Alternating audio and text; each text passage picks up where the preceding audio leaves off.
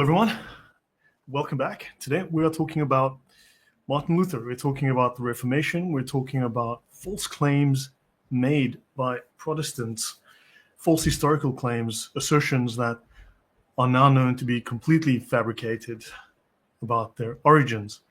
So the question that I have on the thumbnail is Protestantism apostolic? And this is based on the question, where was your church before Luther? And I've covered previously at length a document that discusses the very unfortunate history of false claims made by the founders of Protestantism, made by the reformers over 200 years, from the 16th to the 18th centuries. And then, of course, they changed approach. Instead of trying to fake or falsely prove that there was an apostolic lineage, they decided to then simply state that they were biblical. And I've gone through the history on this in the past, in a previous episode with the same title. And now we're just looking at what are the implications, what are the things we can infer from that, and just a few more ideas as to why this was patently false. And we have to ask ourselves, why would the founders of Protestantism, the founders of the various denominations, make absurd, ahistorical, easily proven false claims?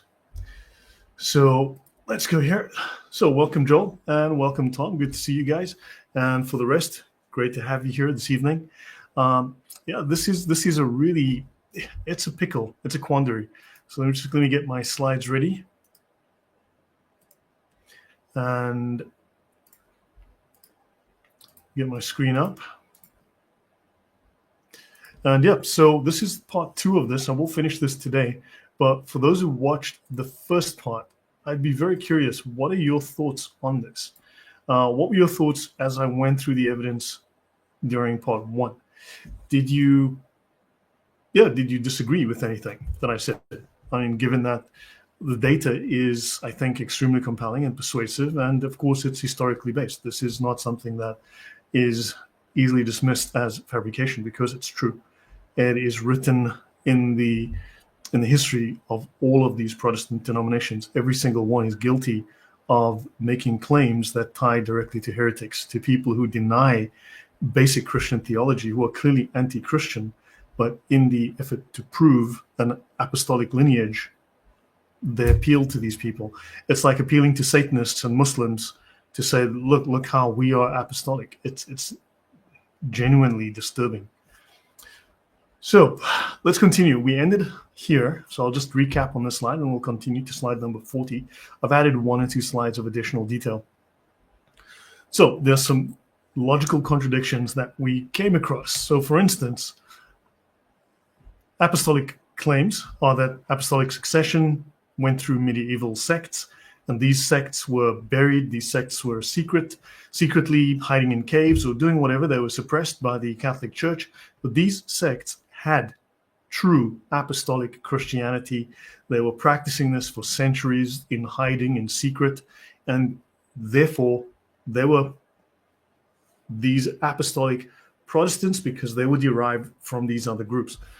Of course, these heretical groups were not remotely Christian, and these heretical groups themselves couldn't agree. That they were vastly in conflict with each other. It's completely grafted apologetics. Is Lloyd an Anglican? Yes, Lloyd has said so about 1,000 times on this channel. I've said so many times.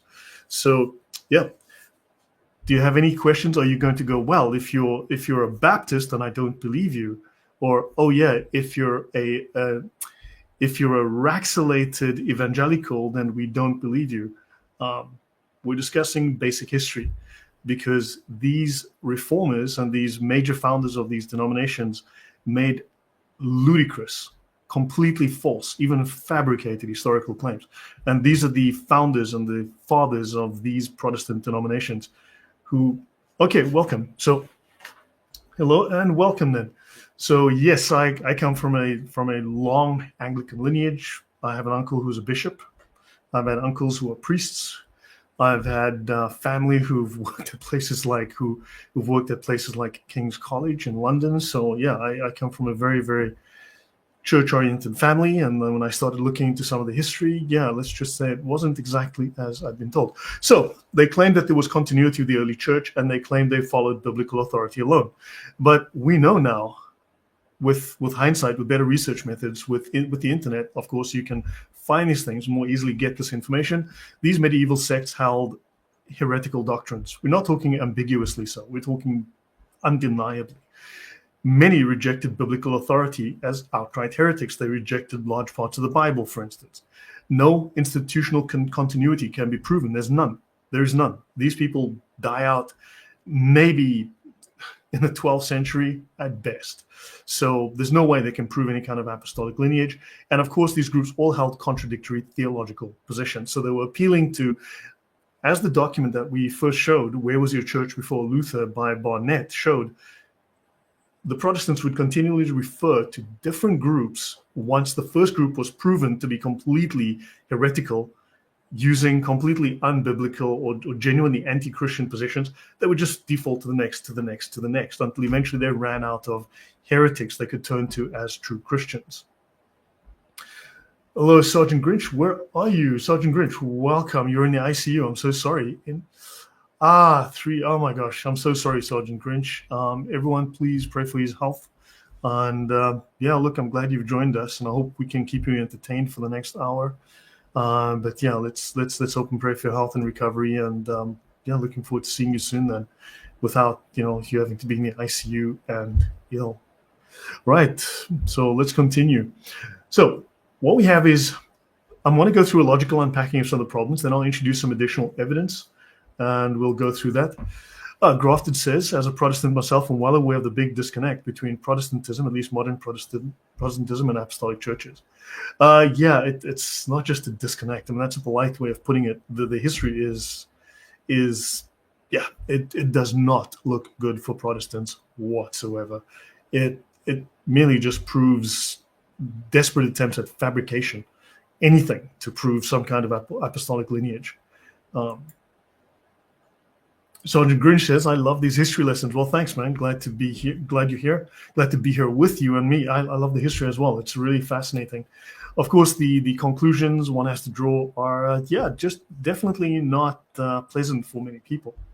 So the heretical doctrines problem. So the Albigensian Manichaean dualism. Matter is evil, spirit is good. Now, these people, one of the other groups that were appealed to by various Protestant leaders, they believe that the physical world was created by an evil force, an evil God.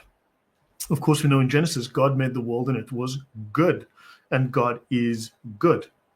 But these people believe that, no, the world was made by an evil God, that all matter is corrupt.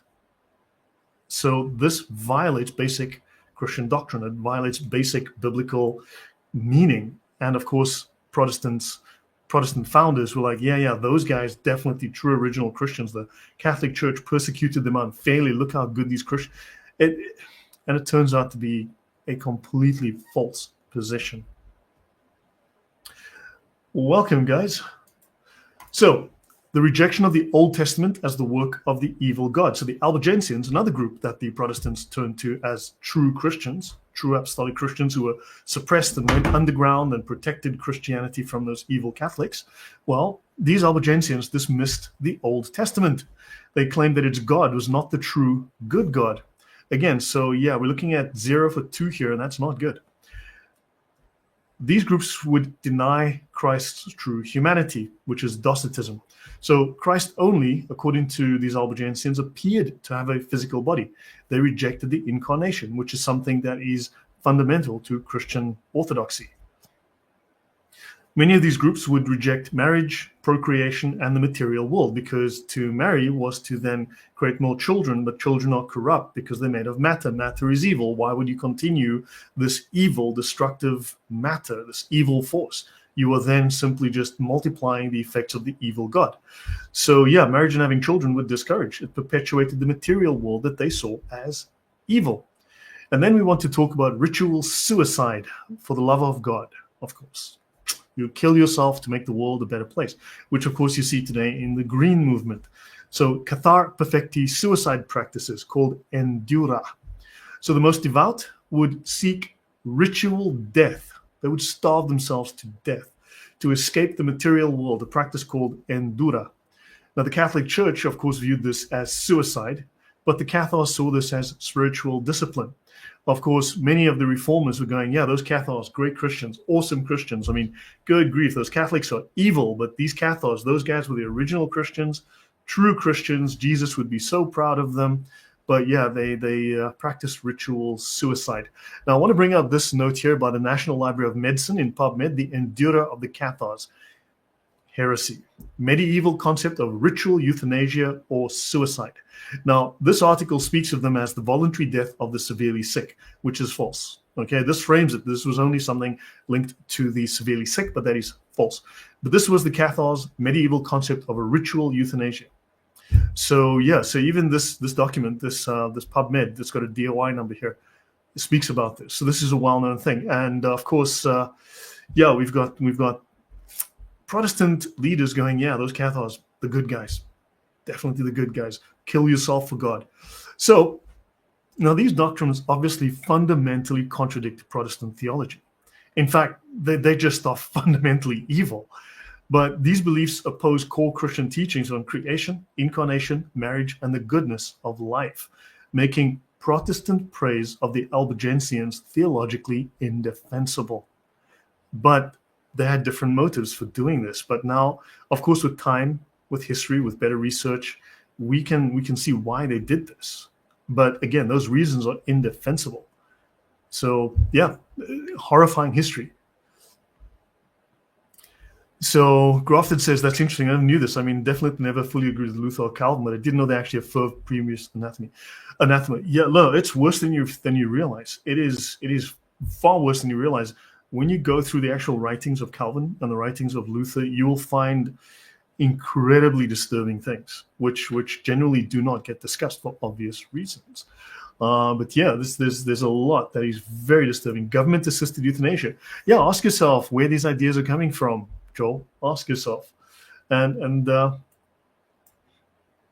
Porfirio Santiago de Guzman Jimenez says, if you also think about it, Protestants who reject the idea of having images is not only a form of iconoclasm, but a form of Manichaeanism if they believe that God cannot use images or matter.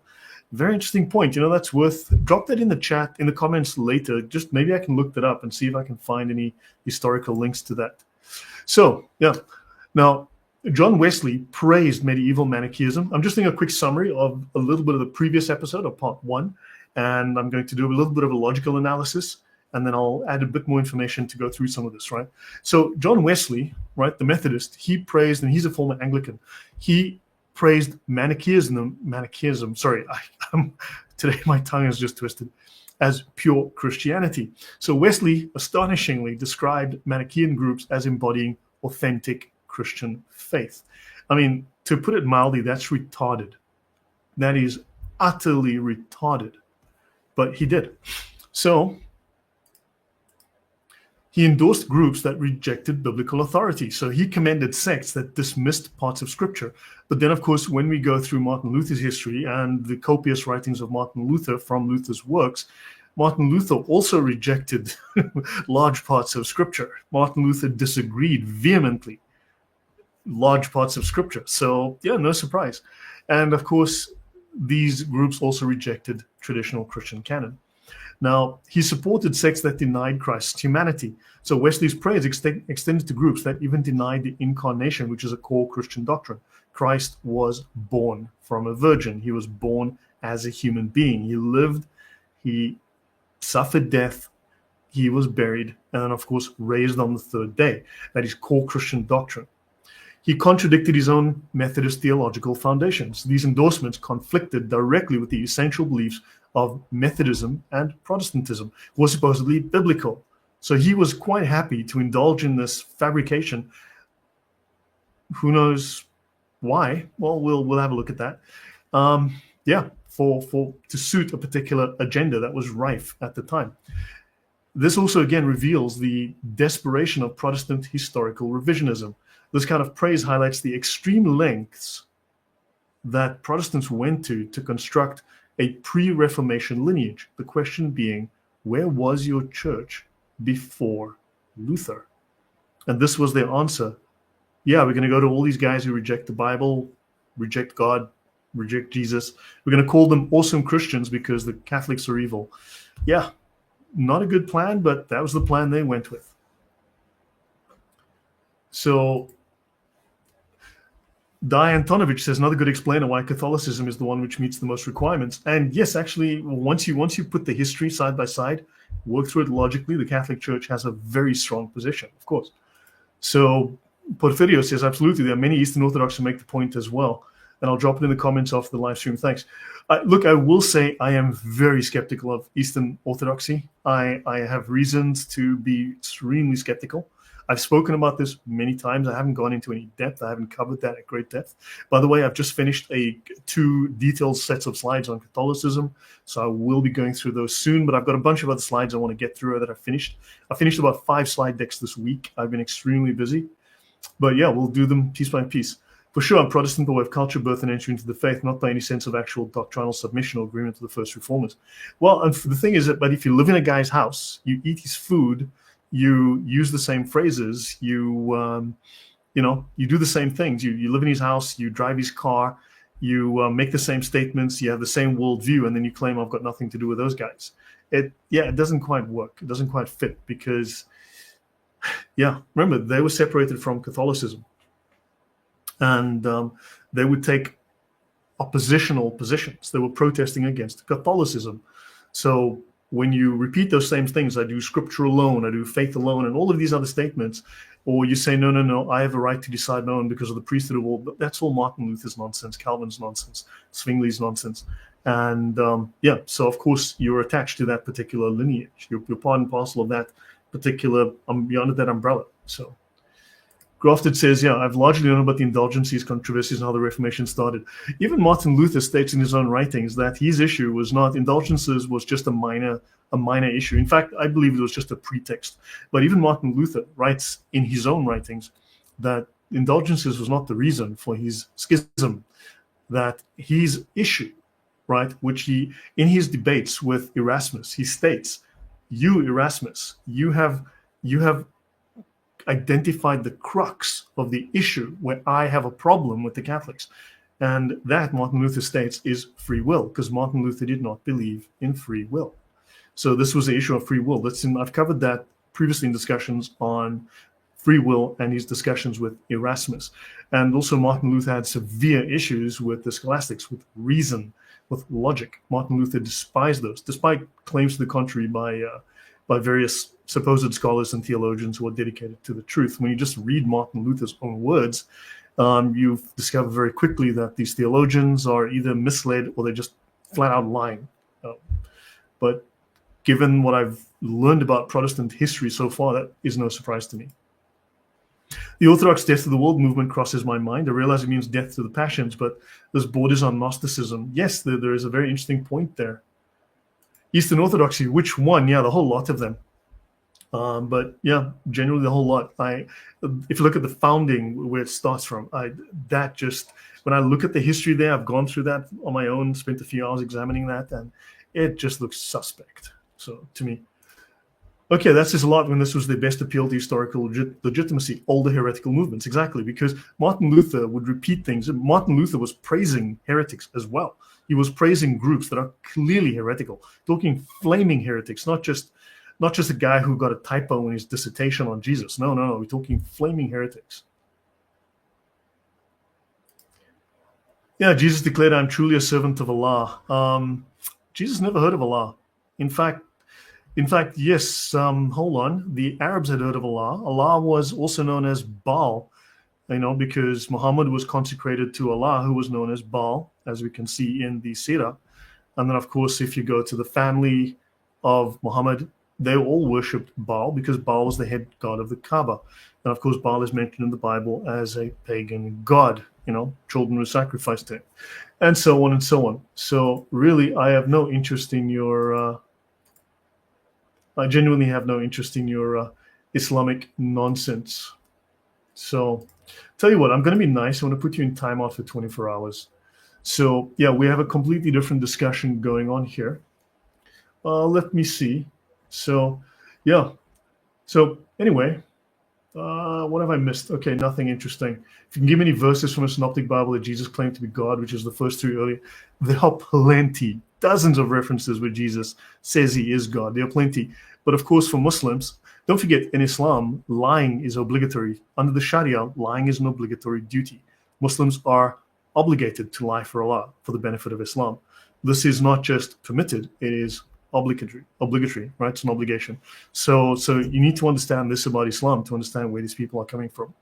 They simply just don't accept. They want the words "I am God," but of course, even when he does say that, or uses all of the symbolism that would be understood by the Jews of the era, of course, they reject that. So yeah, I mean, if you can show us where in the Quran we have the names of all Muhammad's wives, right? You get that from a third-party source, and when we show you what those third-party sources say, you reject those as weak and unreliable.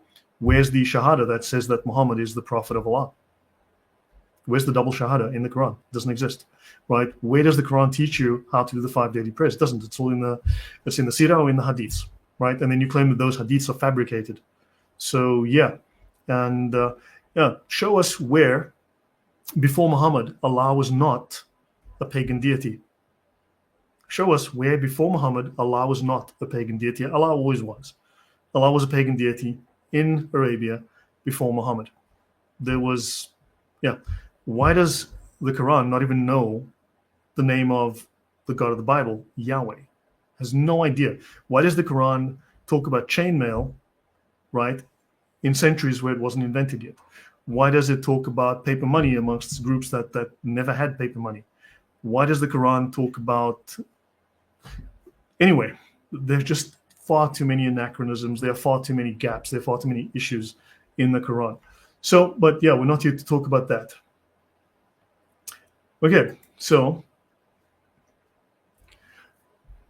what you've got is, right, this reveals the extreme lengths that the Protestants went to construct a pre-Reformation apostolic lineage. So Wesley's stance showed a readiness to align with heretical movements simply because they opposed Rome.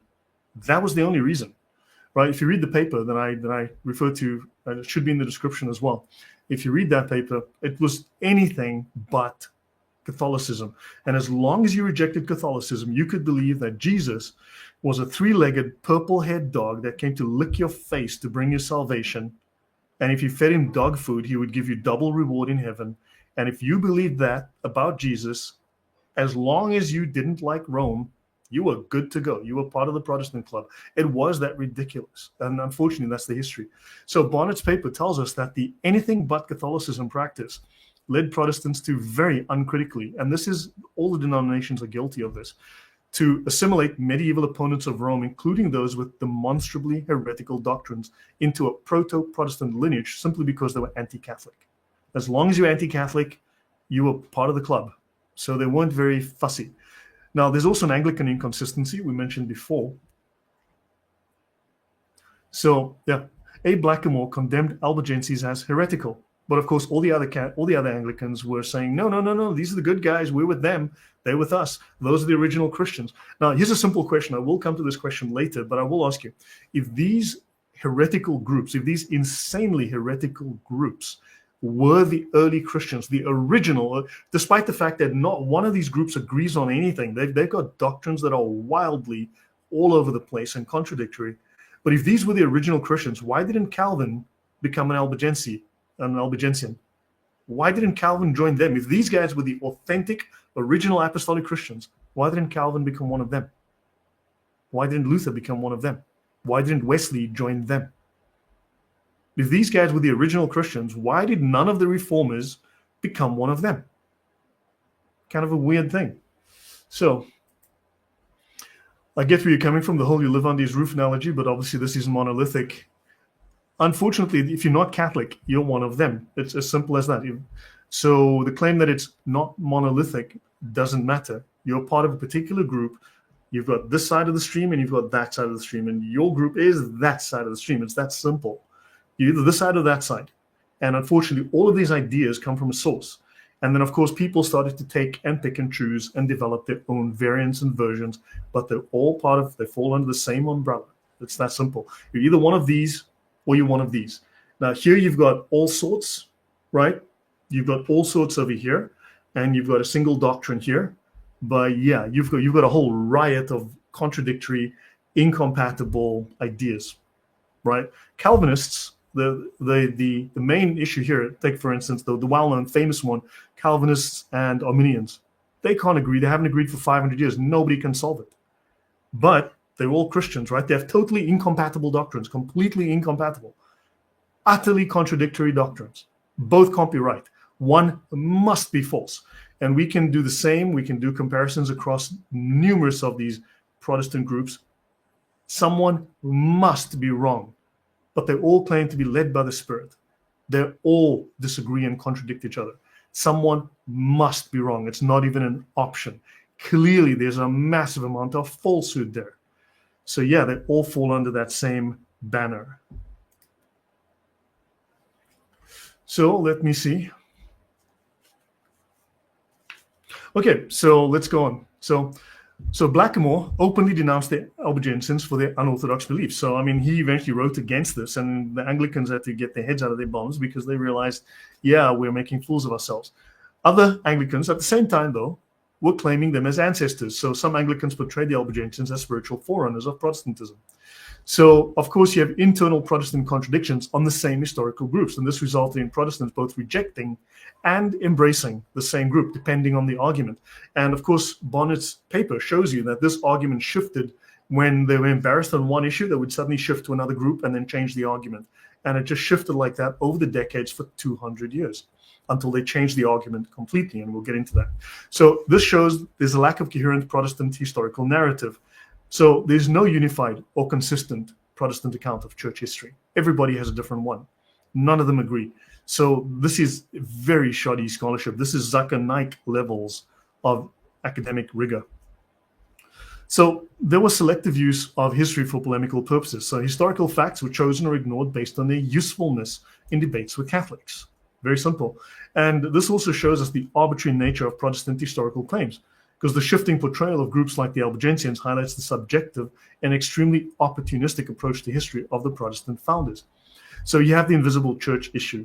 Now, doctrine was invented to explain the lack of a visible institutional continuity, like the Catholic Church can trace through something like 263 popes over the decades, and they can show there's a continual legacy of institution, belief, doctrine, and going back to written historical sources. Remember, Martin Luther simply stated that do not believe anybody, no church father, nor even people greater than the church fathers, meaning the apostles, if their name is not Martin Luther, because he wanted people to believe him alone and not to follow history. So this whole invisible church concept was created to justify the absence of a continuous organized Protestant presence before the Reformation. And of course, this is conveniently untestable and unfalsifiable, so the doctrine cannot be historically verified or disproven, making it immune to factual scrutiny. Well, of course, we can show that these Albigenses and everyone else just dies out early on, or they were complete heretics.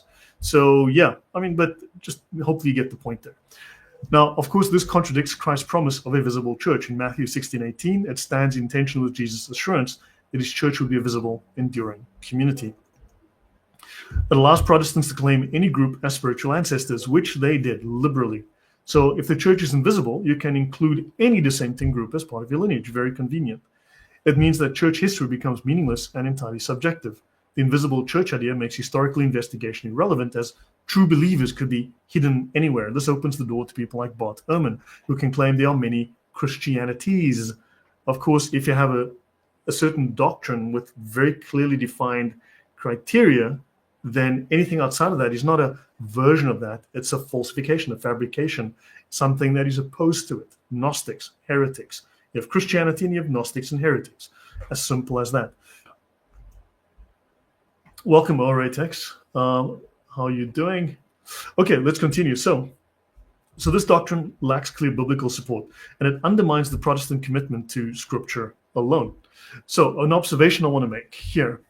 Right, got about 14 slides to go. So scholars and even Protestant apologists, some at least, acknowledge that the proto-Protestant argument involving Waldensians, Albigensians, or even figures like Huss and Wycliffe as direct, unproblematic forerunners has been discredited in serious academic historical circles, because we now have far more access to primary sources because of the internet and because we've started to scan documents and make them available, we have better search methodologies. The software that I use can scan through thousands of documents in 2 seconds.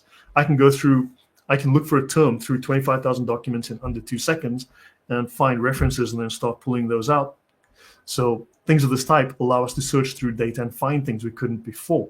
So we have more rigorous methodologies, and we can find these differences in these quote-unquote early groups and the 16th century reformers.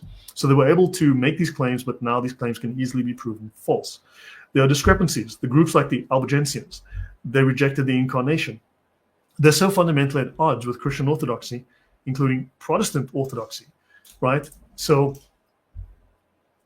you have Waldensians, they're a little bit closer to mainstream Protestantism, but these are still not something that you can point to as having a lineage back to the apostles or to be Protestants. The Protestants clearly differed from them, right? For many Protestants, the ultimate authority is, of course, sola scriptura, scripture alone. But if their doctrines are derived purely from scripture, then historical lineage becomes less necessary, even if it's desirable. So the argument then shifted historically from we were always here to we are faithful to the Bible. Of course, the 30,000, 40,000 plus groups can't quite decide what the Bible actually says or what is apostolic biblical interpretation because, again, they have irreconcilable, contradictory views. There's the embarrassment of association because they're associated with genuinely heretical views like the Albigensians or those whose historical continuity is tenuous, the invisible church. This undermines claims to orthodoxy or any kind of biblical fidelity or any kind of historical validity. So contemporary Protestant apologetics focuses more on theological arguments because they lost the historical argument. They completely lost the historical argument. There was no way they could prove any kind of apostolic lineage. And they eventually realized we've painted ourselves into a very dark corner by pointing at heretics and Gnostics. So basically they started saying, look, but the Reformation was necessary because of church corruption, indulgences. And that was the whole thing. Just hysterical panic over things, often overblown, right? We rediscovered biblical truth. We restored the Bible. Okay, so I've done a series of talks on groups, arbitrary groups you've never heard of, random whack jobs, complete lunatics, totally anonymous people that all claim to have rediscovered authentic original Christianity. There's hundreds of them. I've gone through a list of that, and these people have bizarre ideas, contradictory ideas, whack job ideas. You wouldn't even remotely recognize them as Christian, but they all claim they restored the original Christian faith. So anyway, so the emphasis here is on doctrinal purity and biblical faithfulness, quote unquote, not historical lineage. So this defense fell out of favor because it was so thoroughly debunked by careful historical analysis. So yeah, you have the uninformed, you try to push that, but yeah, there's nothing serious. The who, let me see, Albigensians, Waldensians. Sorry, that slide was a bit tiny. Apologies there, Maria. So what you have is historical revisionism. So they would only the Protestants would highlight passages from medieval texts that appear to support their views, while ignoring or omitting sections that contradict their theological positions. And of course, they would have these odd historical interpretations. So events and beliefs from the Middle Ages are frequently interpreted through a Reformation-era lens, attributing Protestant motives or doctrines to people and movements that never held them. But of course, this is all being proven to be false because we've got access to the original documents. We have far more insight now. So those we can all prove that this is false. But of course, then they also created mythologized narratives. You have stories of faithful remnant groups surviving in secret. And these groups, after they were finally able to break free from Catholic Church oppression, the victim card here, they were able to finally come back into the light and reveal to the world true apostolic Christianity. And of course, one has to wonder then, if Protestants are telling us this is the case, why did none of the reformers convert to those religions? Not one. So yeah. So another thing that I've come across, and by the way, this faithful remnant group surviving in secret, that's a Muslim story as well. The Muslims tell exactly the same story. I've covered that in the past on my discussion on polemics, right? On Islam versus St. Paul. This is exactly the same story in the Islamic sources, that they claim that they were the remnant group that was oppressed and suppressed by the Catholic Church. They went underground, they waited in secret for Muhammad to arrive, and then they revealed themselves in the person of Muhammad, and they took the religion of Jesus and they spread it to the world through Muhammad. And that's a Muslim story. It's not a new story. It's not original. Another thing I have noticed, there is deliberate misrepresentation of Catholic sources, right? Because I do find that Catholic writings and official documents are quoted out of context to make the Catholic Church appear corrupt or oppressive, to reinforce the victim narrative.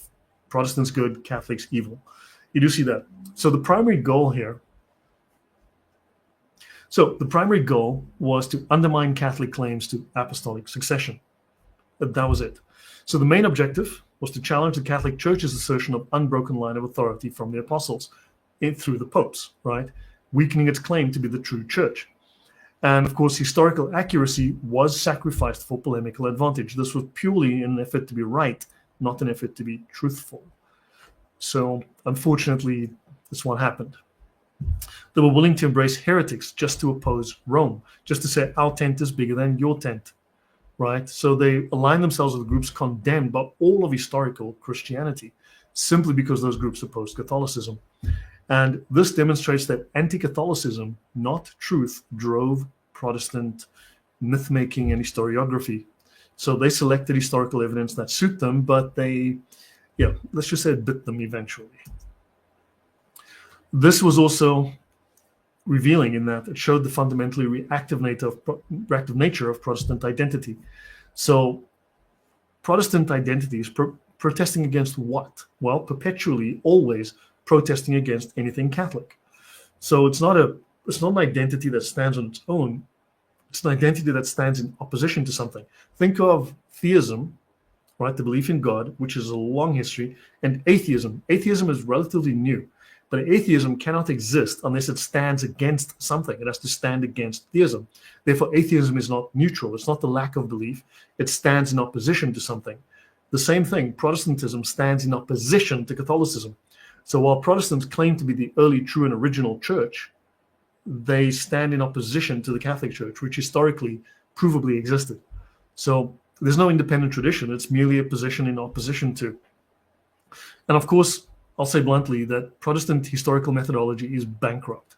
And this reveals a lack of scholarly rigor and undermines the credibility of any Protestant historical claims. So that section is now done. We go to the last one.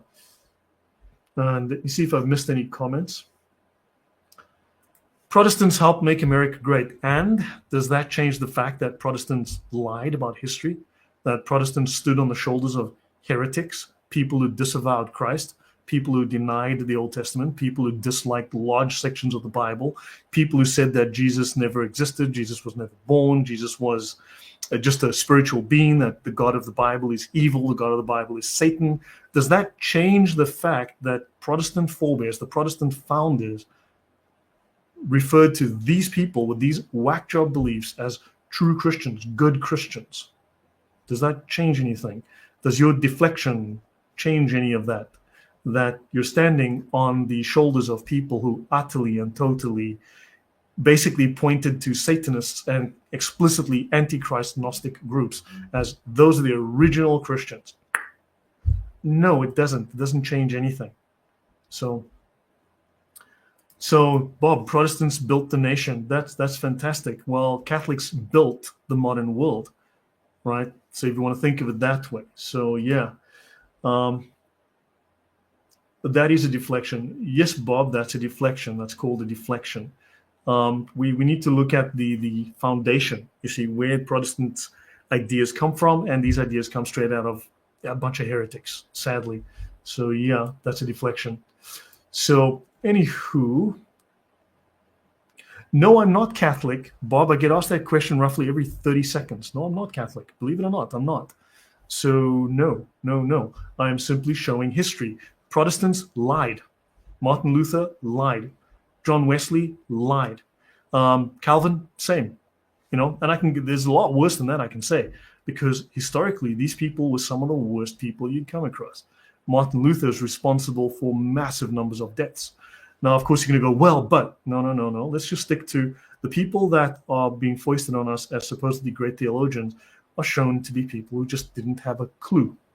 Right, and were willing to lie to perpetuate a myth, which obviously wasn't true, just to give themselves legitimacy. I'd say that is rather sad. Who supported Hitler? The Protestants, of course. Lutherans supported Hitler. That is, you should look at my series on Hitler. I go at length through the Protestant churches that actually went along with Hitler, that supported Hitler, and they actually went and rewrote the New Testament, stripped out large sections of it, and Nazified the rest of it to support Hitler.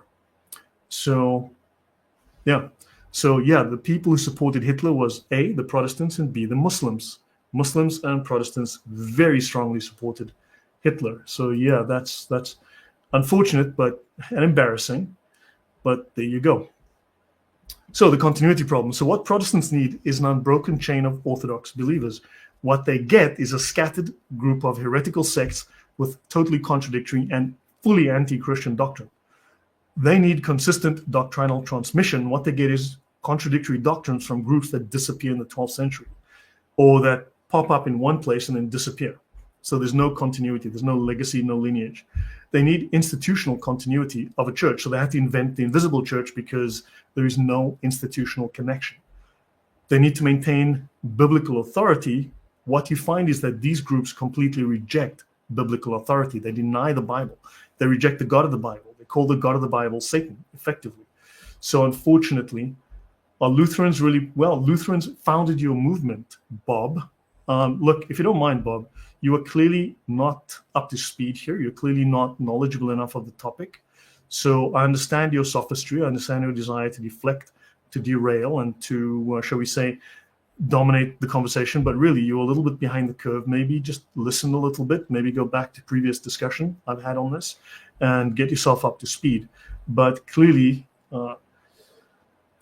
okay, Bob, enough, Bob. I'm going to give you one opportunity to just be quiet, get with the program, and listen, because I understand the information hurts you. I understand the truth is very painful for you. It's very awkward and difficult for you to deal with the facts that Protestant foundations are, shall we say, myth. They are lies, and they are based on support of heresy, anti-Christian, blatantly anti-Christian heresy. And all of these Protestant forefathers, all of these Protestant church fathers supported this. They pointed to this as good Christianity, and we can prove now that they were simply making up fabricated stories to give themselves a lineage which they cannot prove. Yes, I'm the truth, and you have, Bob, you can leave permanently. So thank you and goodbye. Right, now, so we have doctrinal contradictions. The Waldenses practice confession to laymen, which contradicts against, again, Protestant priesthood doctrine. But then, of course, you get Protestants who don't have that kind of doctrine, and then they fall in with the Waldensians. So you have groups all over the place, interacting with groups all over the place. So there will be accidental connections. They will come to the same doctrines, whether by accident or by design. So now the Waldensians allowed confessions of sins to any lay person. So you can go to any random, you can go to your baker, your barber, your dentist, and this directly opposes the Protestant emphasis on the priesthood of all believers and the rejection of sacramental confession. But then, of course, Protestantism is a very big tent, so there's going to be someone who has exactly that belief. Or if you just wait 10 minutes, someone's going to come up with a church that does that. The Albigenses rejected the Old Testament, and they contradicted Protestant biblical authority, right? So the Albigensians dismissed the Old Testament. Sola Scriptura, the Bible alone. Yeah, we don't like the Bible. Throw out that book. Throw out the whole Old Testament. Okay, yeah, that's good Christian practice. So yeah, they said that the Old Testament was the work of an evil God. And this, of course, undermines the principle of the entire Bible as the sole rule of faith. But the Protestant founders were like, yeah, that's good stuff. Those are Christians. The Cathars practiced extreme asceticism, which contradicted the Protestant view of marriage. Catholic leaders condemned marriage and procreation, which, again, of course, marriage is a divine institution. But then, of course, Martin Luther did not believe that marriage was a divine institution. He did not believe it was a sacrament. So, yeah, your bartender. Yeah, exactly, your bartender. Very good point. Pastor Bob. Yeah. Yeah, look, I mean, well, what are you going to do with someone who refuses to listen, refuses to believe? Well, what can you do with that? They're simply going to refuse all evidence. He's not asking questions to learn. He's asking questions to derail, right? It's kind of why Lloyd is so fiery about this. This hits home when he found it out. Like when a Catholic who confronts issues in his plot is more angry than issues in Protestant churches. Yeah, I think so. No, it means I got lied to. I was misled. I was part of a movement that is clearly based on false history. It is disturbing. So the Cathars, of course, but then again, these what I'm referencing here, these are things that are generally true of one group of Protestants, but then it's opposed directly by another group. So there's no consistency there either. So yeah, what can we say? Many groups rejected infant baptism, others rejected it. So there was no consensus on baptism. Some groups denied infant baptism, others retained it. And of course, other groups just rejected it completely. So yeah, where do you stand? It hasn't changed much within Protestant circles today. And there were inconsistent views on sacraments across these ancestors that are original Christians. And so they were just incompatible. So there was no coherent theological tradition, none. It's just confusion based on confusion. So lineage. Now, this is from a paper called Waldensianism and English Protestants, The Construction of Identity and Continuity. This is by Mira Goldberg Poch, written in 2012. So it says here, Protestants also use the Waldensians in propagandist documents, most often to justify political or religious actions and ideologies. So she's mentioning here, she's discussing the Waldensians, right? The continuity of Waldensianism through the Reformation became crucially important for the wider umbrella of Protestantism as a legitimizing factor for the movement. This thesis investigates the claims of continuity. And while the Waldensians underwent a dramatic change in religious doctrine to conform to the Reformation, their belief in their continuity of their religious identity can be validated. So now we're going to learn something very interesting.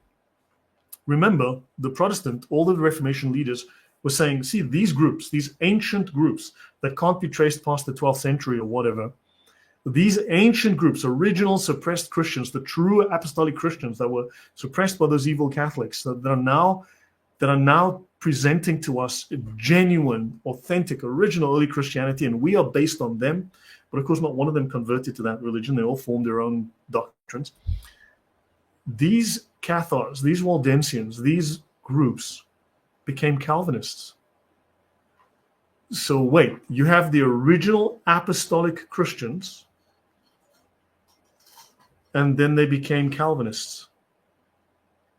Don't you think Calvin should become a Waldensian or an Albigensian? So, and then when you look at the differences between their doctrines are extremely different. These Protestants were all saying that these Albigensians, Waldensians, and you name them, whatever, were all original, authentic Christians.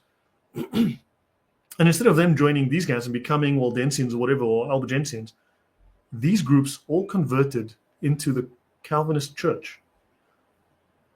So if they were identical, why would they have such different doctrine, and why would then they become Calvinists? Good question. So contemporary scholars tell us that Waldensians have been fully absorbed into Protestantism after 1532. And this is clear from the writings of both the Waldensians and their sympathizers. They considered themselves as a separate entity. They were the inheritors of a long tradition of descent from the Catholic Church based on their own belief in the purity of the gospel. Bible alone. Martin Luther copied that, and of course this can be then found in heretical groups. The Waldensian identity was based on a history of exclusion and persecution, the persecution tale, the sympathy vote here, and a belief that they had transmitted the true embodiments of Christianity through the centuries.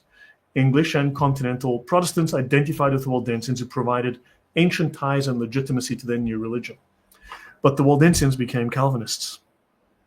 So the earliest firm origin for this particular group is the 12th century, not apostolic. And documentary evidence begins with Peter Waldo in the 1170s. And these ancient Vaudois, right, backdating is polemical, not sourced, which is they say, no, but we come from this other group that was hidden underground. Very convenient. So let me go. In the age of the internet, research the heck out of everything and follow the truth, So if a Protestant comes up to you and says their beliefs are the same as the early church before Reformation, they must find people that believed exactly how they do, with zero deviations, precisely. So the only consistent, unquestionable through line that can be traced is descent. Yes, that is very, very true. So Communal practices and memory persisted, but that's a social continuity, because these identity, they claim that they persisted throughout the centuries. That's a belief they have, but it's not something they can prove, right?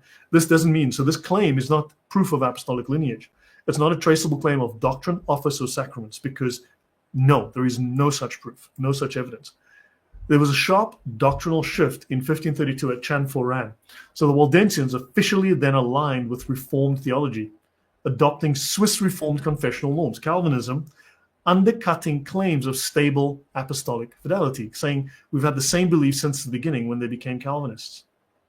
Why didn't the Calvinists become Waldensians? And of course, they had differences in belief. So these guys left their religion and became Calvinists. So that seriously, that just totally destroys the idea that this is original and apostolic, or at least, yeah. So Reformers, they merged the Waldenses, the Vaudois, the Lollards, the Hussites, even the Albigenses into one quote-unquote remnant to mask differences and contradictions. So they played games, right? This whole idea of the Waldenses coming from what they call the French Vaudois, which is another early group. This was used to imply antiquity, right? It's not historical evidence. It's just word games to try to prove antiquity. Yeah, I'll skip over a couple of things. So Protestants need to, they needed to drive the narrative because of their polemical needs. They need to win the argument. So where was your church before Luther? Basically incentivized the manufactured genealogy to counter Catholic claims that you guys are new. And they failed the apostolic test. There was no chain of transmission. There's no continuous ordination. There are no institutional records. There is no stable doctrinal corpus from antiquity to Waldo-era communities. And from Waldo-era communities to Calvin, again, it changed. Doctrine changed. There is no consistency, nothing. And then, of course, their doctrine completely changed when they adopted Calvinism in 1532. Insanity. So the primary goal was to undermine any Catholic claims to apostolic succession, apostolic claims for Catholicism to be the true church, right? And of course, they distorted, they ignored, undermined, and so on, anything that didn't go with the Protestant view, right? So they simply just played word games. So anti-Catholicism, not truth, drove the whole Protestant movement. So I'll skip over a couple of things. I mean, you get the point.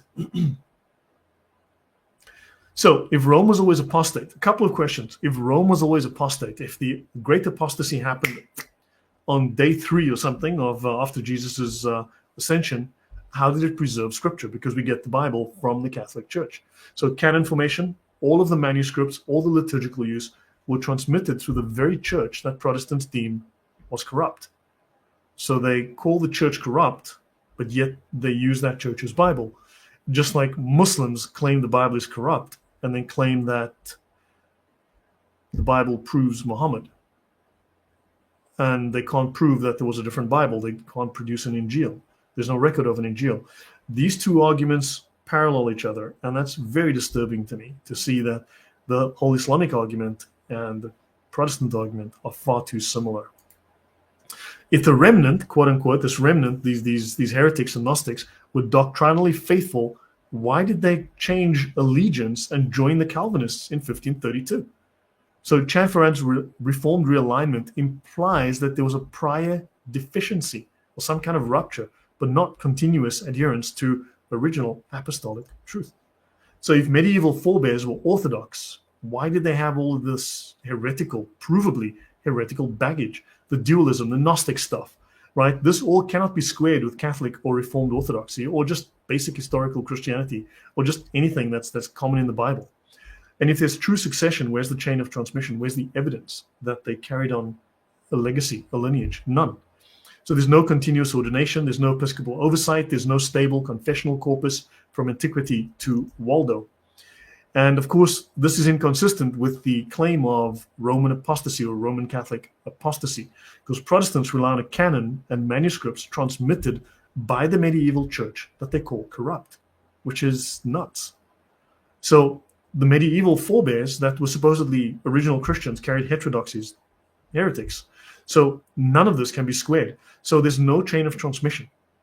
So there's no continuous line of ordination, and the 1532 Reformed turn confirms a discontinuity, right? Why would you need to make a change? Why would you have a new confession if these guys are original Christians? Why would you have to form something new, and then these guys have to join your church and take on your beliefs. That makes no sense.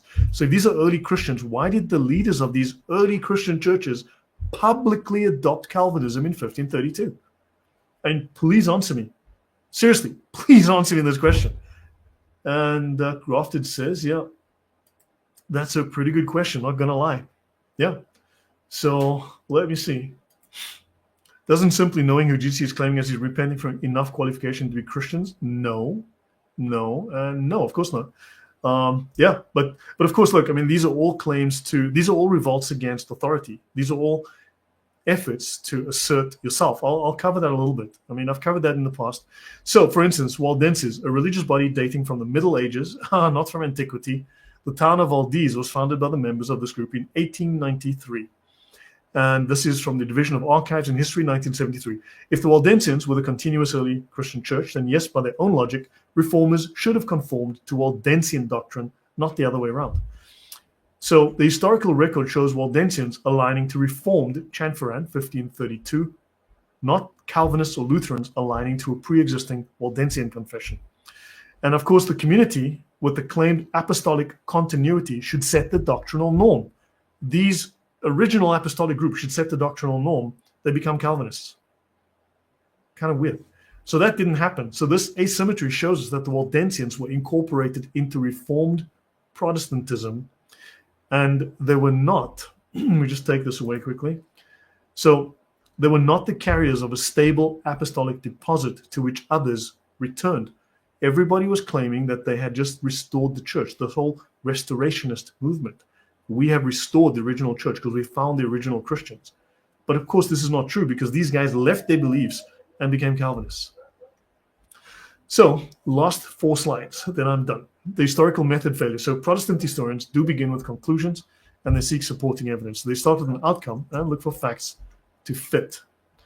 Contradictory evidence is ignored or explained away. Sources are quoted out of context to support their narratives, right? They selectively quote history. I've seen this often with selective quotations of the early church fathers. When I started reading the early church fathers, I was realizing that Protestant quotations were very selective and we failed to provide a full context, because they'll say the Bible is critical to everything. The Bible is our rock, our foundation. And then they'll go on in the next paragraph and say, and however, the church is the guardian of that Bible, and we must adhere to the church's interpretation. We follow the church in its interpretation of the Bible. We don't do our own interpretations.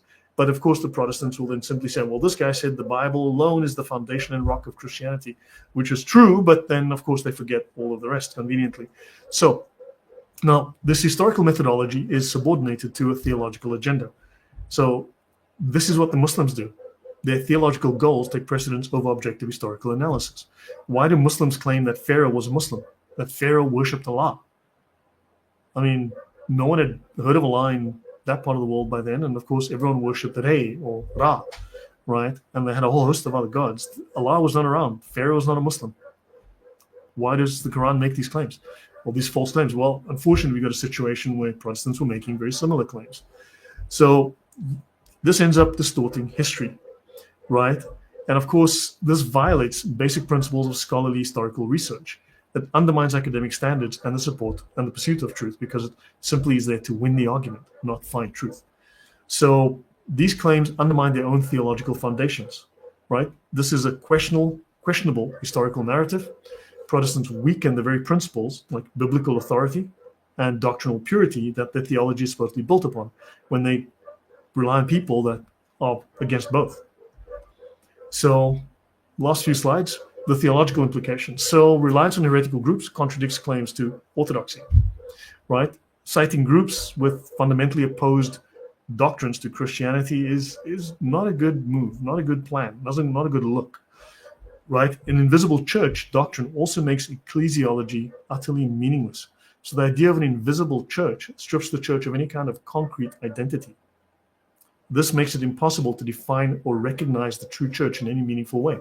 If you're the church, I'm the church, everybody's the church, we all get a Toyota, then nobody can claim authority.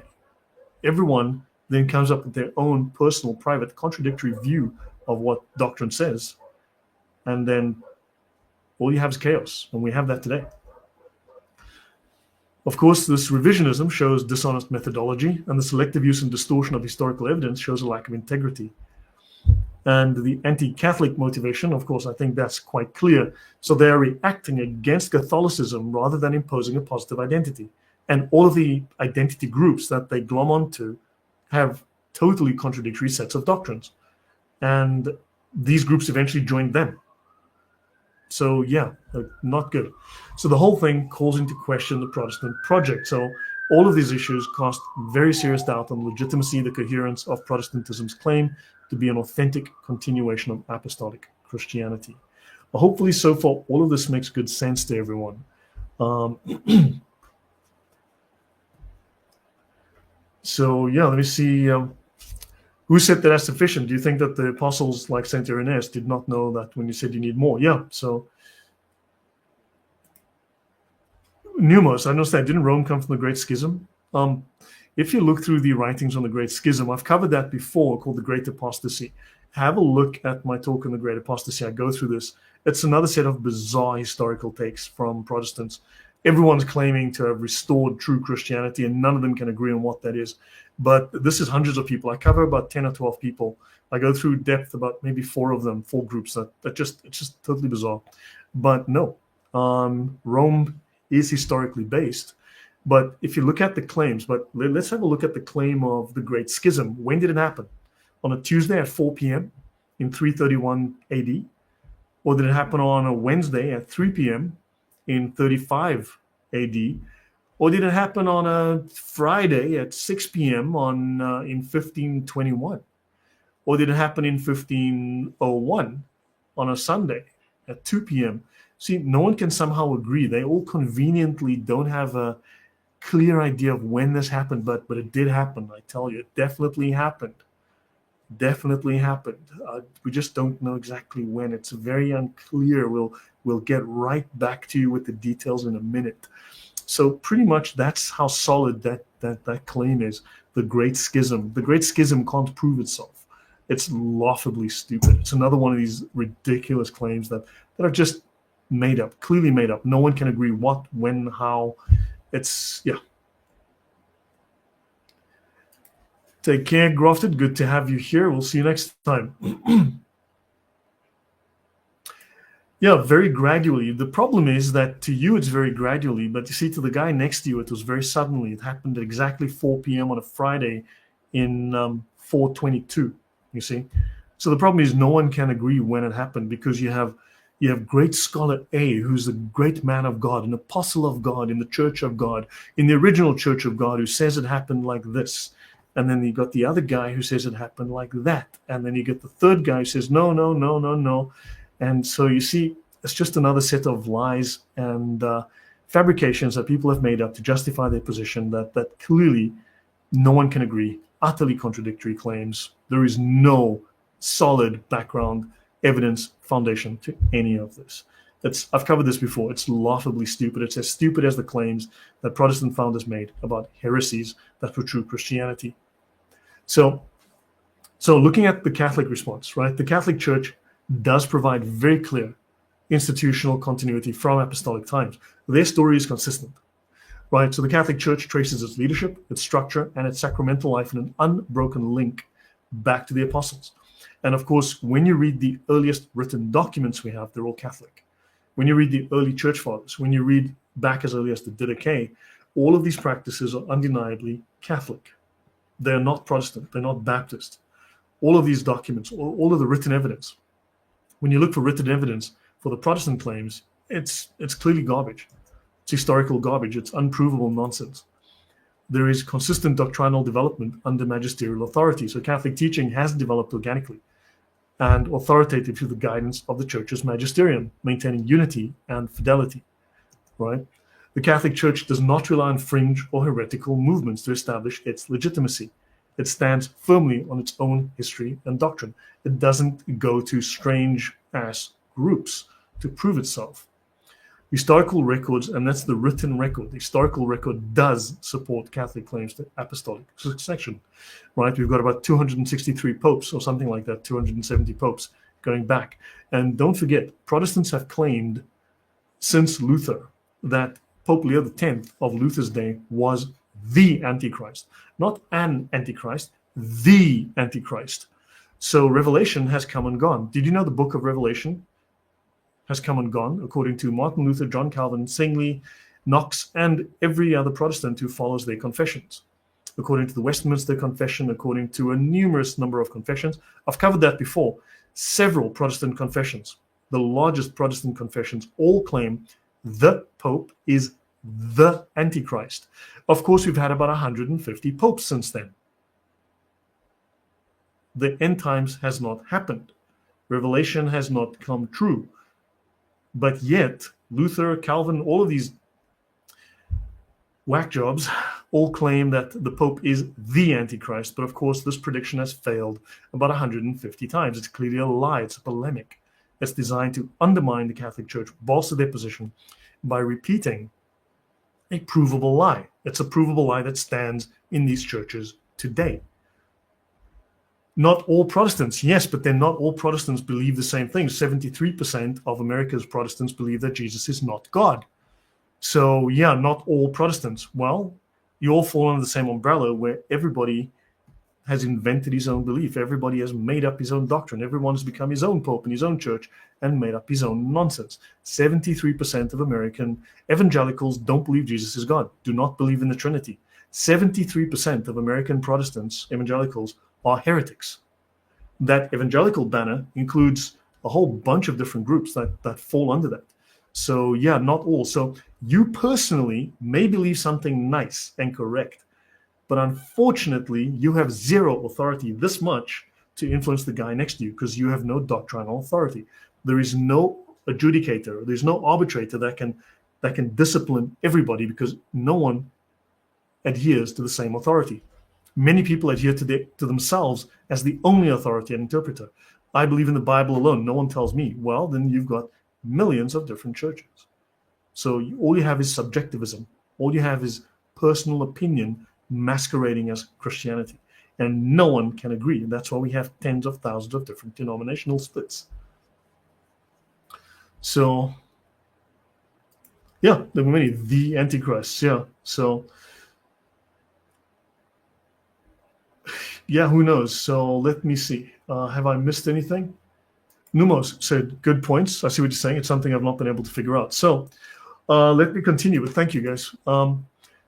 So the wild Protestant attempts at historical revisionism only strengthen the Catholic position, which hasn't changed. It's stayed the same. Right? So efforts to rewrite or reinterpret history only highlight the lack of Protestant continuity and shows that the Catholic Church has been telling the same story for a long time. Now, of course, this is not to say that Protestants don't misrepresent the Catholic story. But that said, once you dig past that sort of propaganda, you start to find the Catholic Church has been very consistent. So where was your church before Luther? This remains unanswered. Where was your church before Luther? And Protestants for hundreds of years have tried to answer this and failed and eventually gave up. And then eventually they said, no, we're biblical. That was the solution. We're biblical. Okay, what does that mean? Because you guys can't decide. So if you're biblical and the Holy Spirit leads you into all truth, then why does Calvin believe that you don't have the double predestination and Arminius believes in free will? This is a 500-year-old quandary that has not been fixed. And that's just one example, but that's like the famous example because they come to contradictory positions.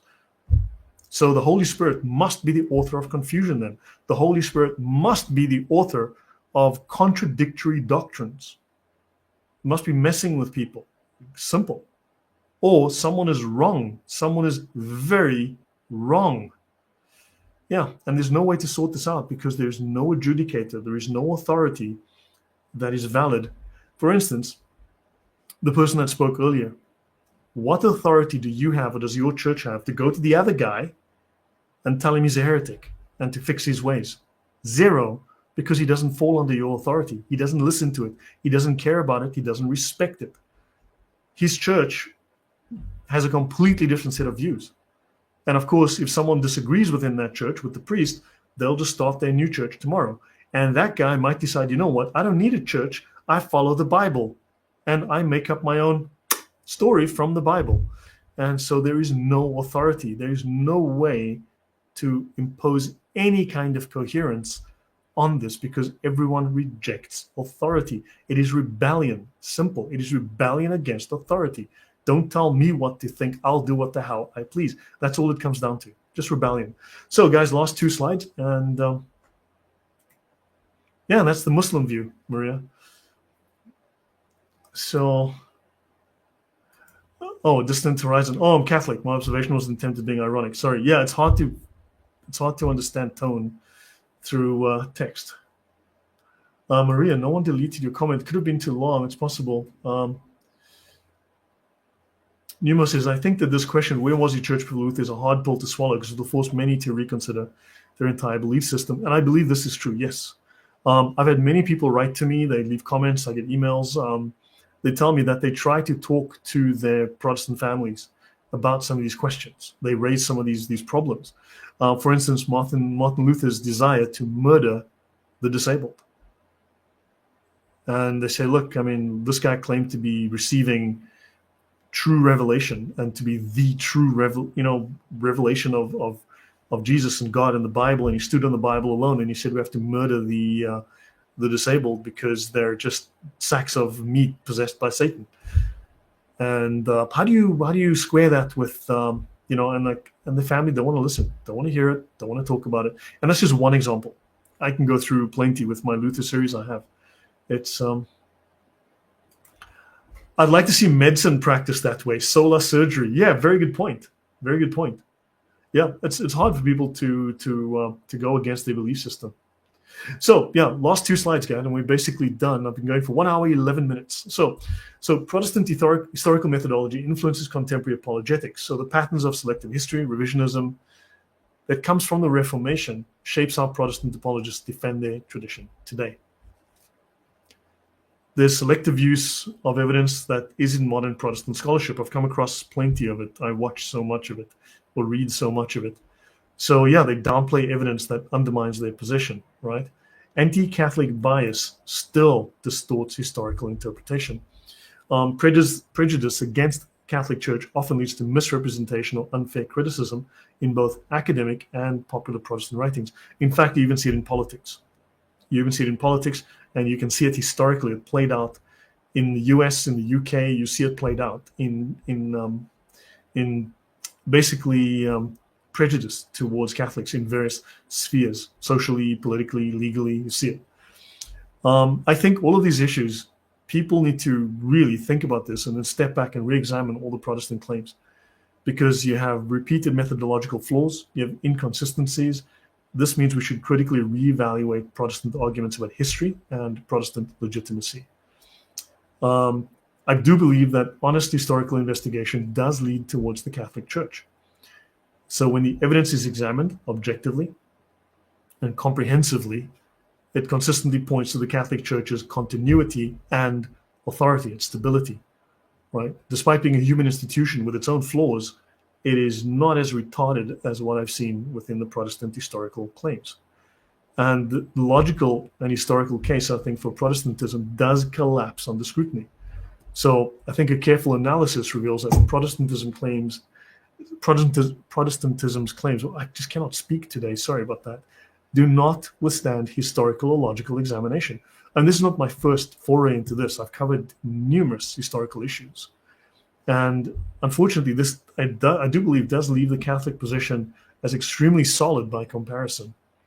So, last slide, conclusion, the verdict of history. So, Protestant attempts to establish a pre-Reformation legitimacy historically completely failed, right? The desire to trace Protestant beliefs and communities back before the Reformation did not produce any kind of credible results. See if I've missed any comments. Luther never wanted to leave the Pope. He had to, though. No, that's not true, Ophelia. I understand there are popular narratives about Martin Luther. I have about 32 hours, maybe more, maybe slightly less. I have approximately 30 hours of very detailed examination of Luther on my channel. I bought an entire copy with the help of my supporters on the channel. We bought an entire series of Martin Luther's works. I spent years reading through them. I have dozens of hours of Martin Luther's works. I'm actually going to be doing Luther tomorrow. I've got to cancel the show I was going to do. I'll be on with Usama Dakdok tomorrow to discuss Martin Luther again, to do more on Martin Luther's works. And if you read Martin Luther, the popular story about Martin Luther, the popular narrative is about as true as the popular narrative of Muhammad. The theologians, the academics, have flatly just lied about Martin Luther. When you read Martin Luther himself, the most disturbing picture emerges of the worst kind of man. Martin Luther is not what people portray him to be. His own writings condemn him as a most vile, evil, genuinely disgusting figure. I was shocked reading through this. You're welcome to look at his works on my channel, but the story of he never wanted to leave the nonsense. No,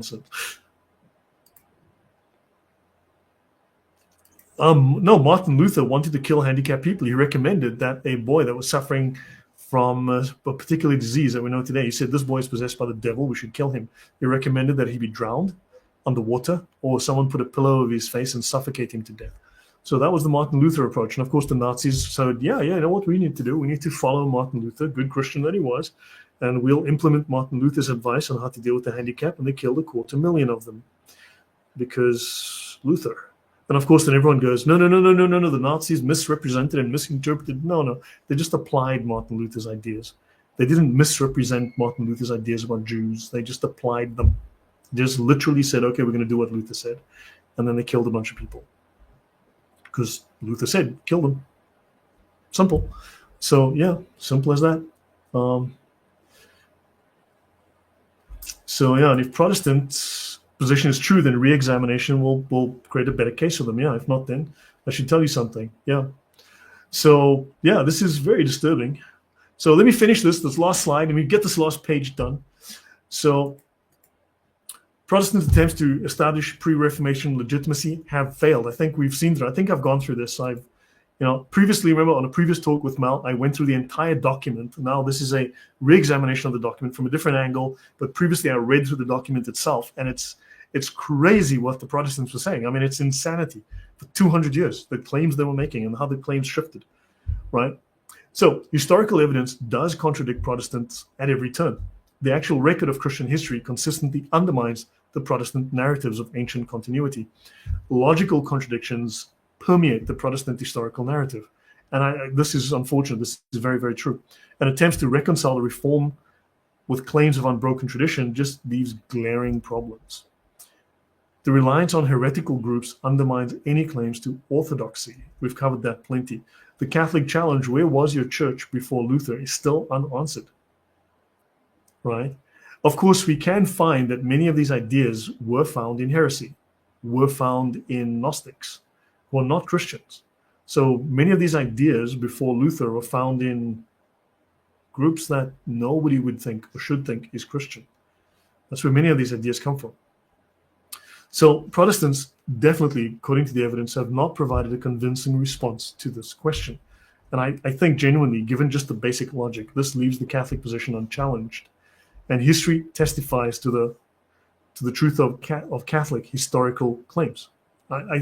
Looking at my reading of the situation and the evidence, the Catholic historical claims are sound. And the Catholic presentation of history is very sound. Generally, I find Catholic theologians, Catholic authors, Catholic historians far more reliable, far more logical, far more credible than I do Protestants. Some great Protestants, granted, and there's some whack job Catholics. I've come across some crazy whack jobs. But that said, consistency, I would go with a Catholic history 9 times out of 10. Granted, there's some very good Protestant histories, and I do see a change. I do see a greater honesty. I do see a greater, because of the internet, we're seeing more history available to us. We can do better analysis. So I do see a change.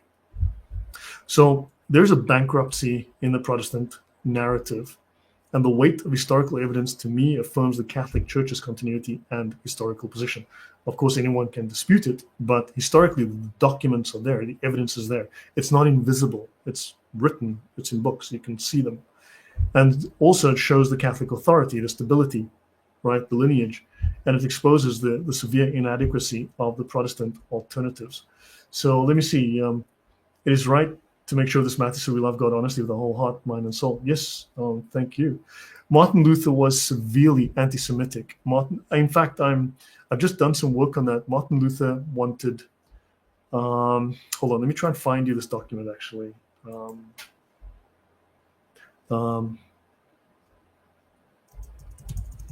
Let me actually find you. I'm glad you raised that. Oh,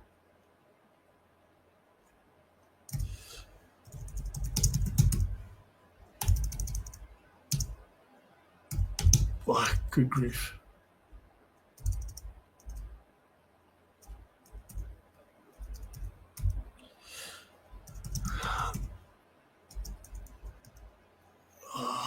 Sorry, I'm trying to find this document now because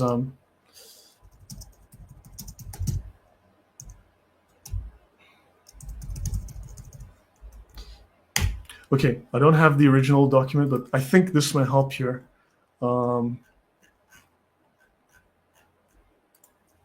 Actually, no, let me try again. It might not be this one.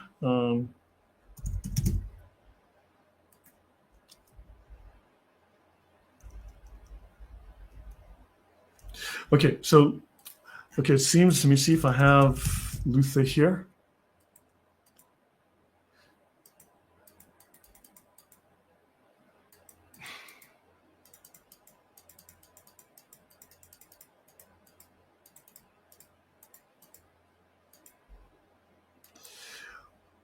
Okay, no, sorry. Okay, Luther says in one of his works, his last speech in one of the last speeches before he dies, he speaks about the Jews, and he says, what he says is, we were wrong in not killing them. I don't have the exact quote now offhand. I can't think of it offhand, but Luther states, in relation to the Jews, we were at fault in not killing them, right? So Luther, one of the last things he says before he dies, 3 days before he dies, he says that Christians, at least the Lutherans, should have wiped out the Jews. This is a claim by Martin Luther. What he recommended was, if you read his book on the Jews and their lies, he recommends that the Jews be punished. He recommends that they be forced to work, right, into forced labor. That's why, of course, the Nazis, when they put the Jews into the camps here in Poland, where I live, and in Germany and so on, they had Arbeit macht frei, work makes free, right? Because that was a Lutheran suggestion. That was the suggestion of Martin Luther, that they should be forced into labor, right? He recommended that their synagogues be destroyed, be burned, that their holy books be destroyed and burned, that their money gets taken, that they are exiled, they're cast out, they're forced into labor camps, they're punished. So Martin Luther recommended a whole bunch of things, which are pretty gruesome. I'm going to be talking about this in the near future, but he made some seriously nasty suggestions. He says we were at fault in not wiping them out, or something like that. We were at fault in not exterminating them, something like that. And the Nazis just went, okay, fine, we'll just do what Luther said.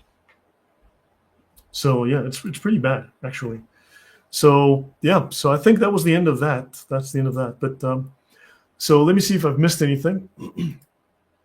Ower says, doesn't mean we don't have our own issues, especially with institutional corruption and such that rears its head. But with all these issues, the fact that we're still standing is a miracle. Exactly. Don't forget, Jesus does say, and the gates of hell will not prevail against it. He will establish a church. Now, this doesn't mean the church won't deal with issues. It has to constantly renew itself in the sense of dealing with issues, refreshing itself, cleaning itself out.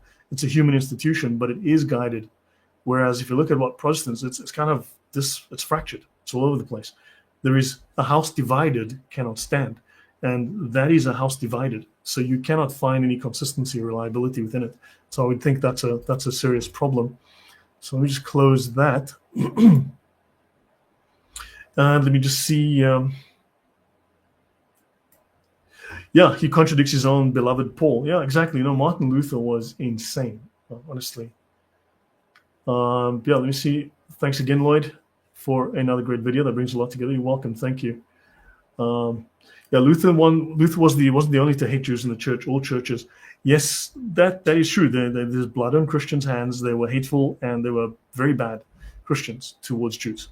But don't forget that a lot of this starts with heretics and Gnostics who hated Jews because the Jews worshipped the evil god, right? The demiurge. The whole Gnostic thing. They started to twist the Bible, like John 8:44. You're of your father the devil. They claimed that actually said no. You are of the father of the devil. so that they worshipped a greater demon, a greater evil than the devil himself. They worshipped the father of the devil. And that debate still rages today, believe it or not, in academia. I've covered that previously. I've gone through some scientific paper. It was insane. It's nuts. So you look at the Gnostics, and of course, yes, you'll find individual Catholics, and even the Catholic Church is guilty of certain crimes. Granted, human institutions do foul things, do bad things. And of course, Martin Luther, though, did make it much, much worse. Martin Luther accused the Jews of lots of crimes. He increased this whole idea of the blood libel. He developed conspiracy theories that even Hamas uses today, believe it or not. So what you've got is the Catholic Church eventually had to catch itself.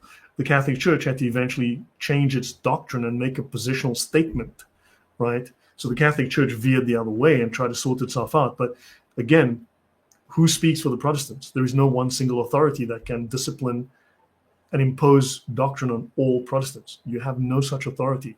That is a problem. So maybe you personally, you have no issue with Jews, but that doesn't mean you can influence your church or the other Protestant denomination that doesn't respect your view, because they follow the Bible only, don't they? And they make it up as they go along to suit themselves.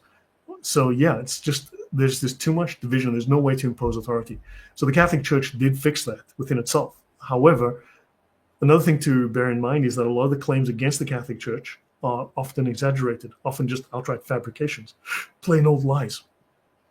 So it's really tough it takes time to sort out all of this. Sure, you can point to problems, but we do need to take time to straighten out all the history and to just find the truth, because, I mean, there's just way too much garbage. But now we have the tools, we have access to the history, we can find the truth. It is possible. There are Jews and then there are Jews. You are commanded to pray for peace, but also, yes, granted. And there are Christians and there are Christians. 73% of American evangelicals don't believe Jesus is God, don't believe in the Trinity, don't believe in the Holy Spirit as one of the persons in the Trinity. 73%. 73% of American evangelicals are outright heretics. Outright heretics, claiming to be inspired by the Holy Spirit and based on the Bible alone. Nonsense. Trash. Garbage. They're not Christians. They're not Christians, period. They're heretics. They're Arians. They're Gnostics. They're full of nonsense. So a large swathe of America's, like 40% of American Christians, generally are not even remotely Christian. Pretending to be, yes. Claiming to be, definitely. Are they Christian? Absolutely not. They don't even believe in basic principles of Christianity. Jesus is God. Jesus was born on earth as a man, lived, died, resurrected. Don't believe that stuff, but they're Christians. Garbage. So, yep, hairy ticks, very hairy ticks. Interesting with the stream where you can get through. Yeah, look, I do try my best to engage with the chat, and I have a very active chat, which is great, and I've got some very well-informed people in the chat, very educated people in the chat, and I do try to occasionally I'll bring people on to have discussions about the topic, and I'll bring up people here and there to have talks. So yeah, but this is true. I mean, I've covered this previously. I've covered it in the previous episode, and I've done an entire series on that, going through the statistics. It's really scary. You got to look at the actual statistical breakdown. If you guys want, let me know in the comments later. I will do a talk just on the statistical breakdown of the surveys done on American Christianity. It's in the toilet. It's really, really bad. It's genuinely bad. Lucifer, yeah. So thank you, Porfirio. So guys, I think that's it. Yeah, hopefully you've learned something valuable. Hopefully you've gained something here and something to think about. I know it's not easy. I know it takes time to absorb all of this, and I know it's hard to take it in. And I understand there's lots of people that will get in the way, but look, I think I've applied basic history and basic logic. I've provided the references to the papers that you can look at. You can read them, check the history for yourself. It's unfortunate, but it's true, and it's what it is. So tomorrow I was supposed to be on with the Green Beret. Guy recently retired from the Green Berets to talk about information warfare, about geopolitics, and about how Christians deal with this kind of thing, the kind of things that we can do as Christians to fight back in the information space on social media, and the kind of attitudes we need to have to deal with the problems we're seeing in the world today, how we can push back. But unfortunately, he has to go out of town, apparently, he says, so he needs to push this back. He wants to do it on the 2nd. I'm not sure I'm available because I have Osama scheduled every 2nd. And I'm traveling that week as well. I'll be in Germany. So yeah, basically, So I'm going to try and push him to the 8th, something like that. So I'll have him on, and I think that will be a very interesting discussion. Hopefully that goes off. It's very hard to schedule with people. With many people, it's very difficult. So yeah, guys, any final questions? And then I move on. Numos, thank you. Love you, brother. Thank you. God bless. Yes, maybe we'll be guided into the fullness of truth. Yeah, interesting. AE says, interesting how old those thought concepts are. Yeah, some of them go back centuries. Some of them go back to the pagan Greeks. Many of them actually can be traced back to pagan Greeks. Believe it or not, it's insanity. Many of the ideas from atheists go back to the pagan Greeks. In fact, Darwin's ideas can be traced back to the Sufis, to Sufi poetry and Sufi mythology, as well as ancient pagan Greeks from like 500 BC. Welcome, Tom. Good to see you back from church. Thank you for your service for the truth. Yeah, welcome. So, guys, I think I will see you guys tomorrow evening, probably on Earth to Sama, to talk about Martin Luther. I'll cover some of this stuff on Martin Luther's hatred of Jews, but I'm going through a structured approach to talk about the Reformation and Martin Luther's ideas. And what Martin Luther said and what people say he said, what historians and theologians say about Martin Luther are very different. When you read Martin Luther, it's like it's a cross somewhere between Hitler and Muhammad. And you go like, this can't be true. But sadly, it's coming right out of the mouth of the man called Martin Luther. I'll leave it at that. So I'll see you guys tomorrow. So good night, guys. God bless. And I will see you soon. Take care and good night.